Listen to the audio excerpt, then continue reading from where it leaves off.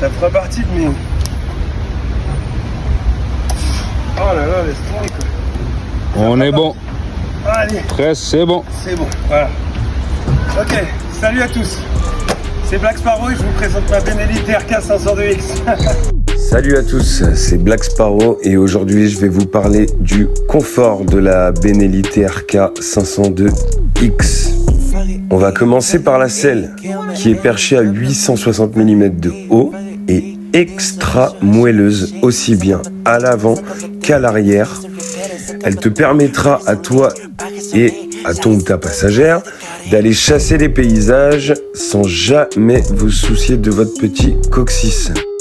Petit plus pour la personne qui est assise derrière toi, elle voit la route au-dessus de ton casque et donc va éviter de se pencher sur le côté pendant que tu roules.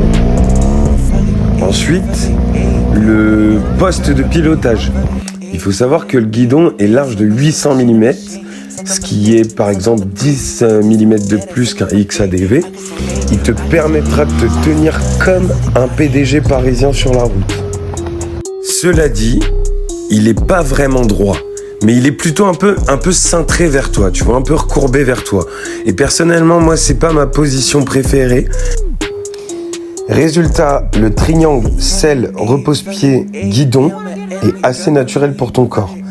Tes épaules, elles sont détendues, tu contrôles la moto sans forcer. Attention quand même, il faut prendre l'habitude de bien se tenir droit. Parce que je trouve que c'est assez facile d'adopter une position dégoulinante, si je puis dire. Par contre, rien à dire sur la position debout en off-road, c'est vraiment top. Et en ville, le confort, il reste le même. Sur la version X, on est quand même bien perché au-dessus des voitures. Pour te donner une idée, le guidon, il passe juste au-dessus des rétros en interfile, ce qui est plutôt pratique. La protection au vent et les suspensions sur cette moto sont excellentes. Mais ça, je t'en parlerai en partie 2. N'hésite pas à me dire ce que t'en as pensé dans les commentaires et si t'as besoin de plus de détails, n'hésite vraiment pas à me poser tes questions. En attendant,